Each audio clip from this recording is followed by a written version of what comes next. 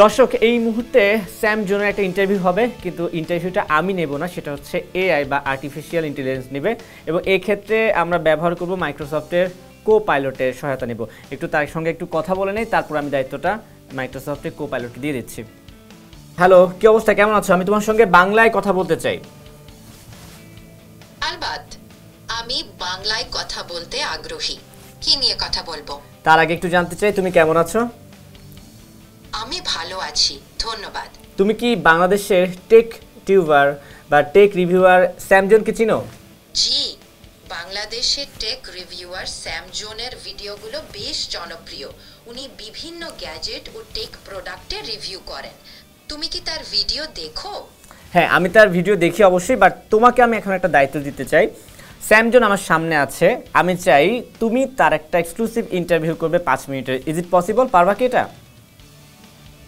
দুঃখিত, সেটা সম্ভব নয়, কিন্তু তুমি চাইলে আমি স্যাম জোন সংক্রান্ত তথ্য নিয়ে আলোচনা করতে পারি।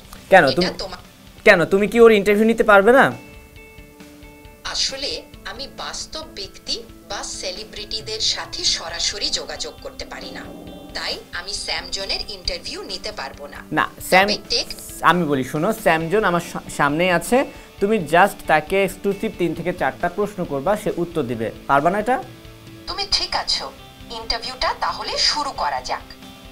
স্যাম জন, টেক রিভিউয়ার হিসেবে তোমার জনপ্রিয়তার কারণ কি বলে মনে করো? আর নতুন গ্যাজেট রিভিউ করার সময় কি কি বিষয় সবথেকে গুরুত্বপূর্ণ? আচ্ছা, থ্যাংক ইউ।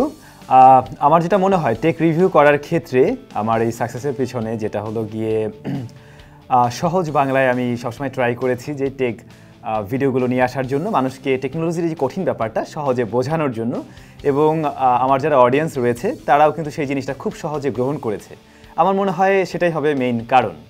আর যখন কিনা আমরা একটা রিভিউ করি সেক্ষেত্রে আমার মনে হয় ওই জিনিসটা ব্যবহার করে আমি যে আসলে ওইখান থেকে আইডিয়াটা পেয়েছি বা আমার যে ইউজার এক্সপিরিয়েন্স আমি পেয়েছি সেটা প্রপারলি মানুষকে আমি ডেলিভার করতে পারছি কিনা।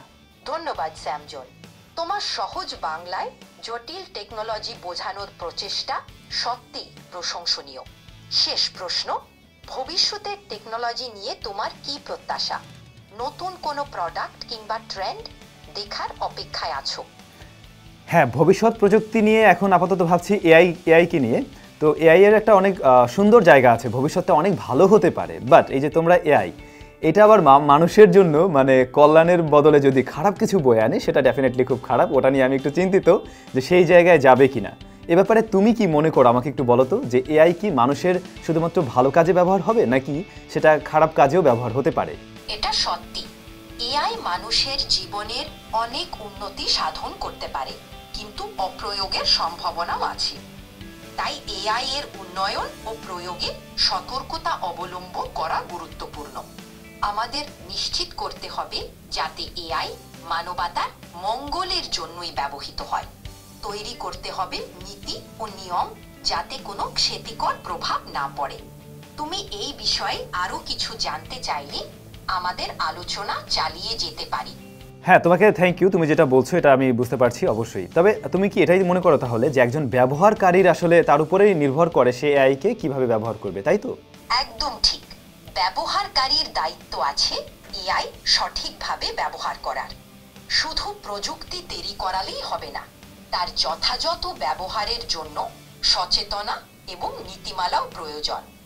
আশা করি আমাদের সমাজ এই ব্যাপারে সচেতন হবে এবং এআই এর ভালো দিকগুলো কাজে লাগাবে। ধন্যবাদ তোমাকে। আচ্ছা, তুমি তো আমার চ্যানেল সম্বন্ধে জানো, আমার ভিডিও তুমি দেখেছো বা জানো। তুমি আমাকে নিয়ে কোনো ধরনের কোনো সাজেশন দেবে কিনা যে আমার ভিডিওগুলো আরেকটু এরকম হলে ভালো হয়, বা কোনো ধরনের তোমার নতুন কোনো আইডিয়া আছে কিনা যেগুলো তুমি আমার সাথে শেয়ার করতে পারো চাইলে?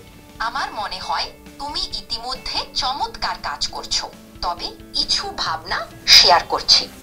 হয়তো কিছু নতুন কন্টেন্ট আইডিয়া নিয়ে আসতে পারো, যেমন টেক প্রোডাক্টের সাথে বাস্তব অভিজ্ঞতার গল্প বা টেকনোলজির সামাজিক প্রভাব।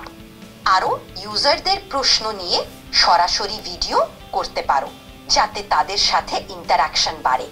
এতে দর্শকরা আরও যুক্ত হতে পারবে। হ্যাঁ, তুমি যেটা বলছো একদম ঠিক, আমার খুব ভালো লেগেছে।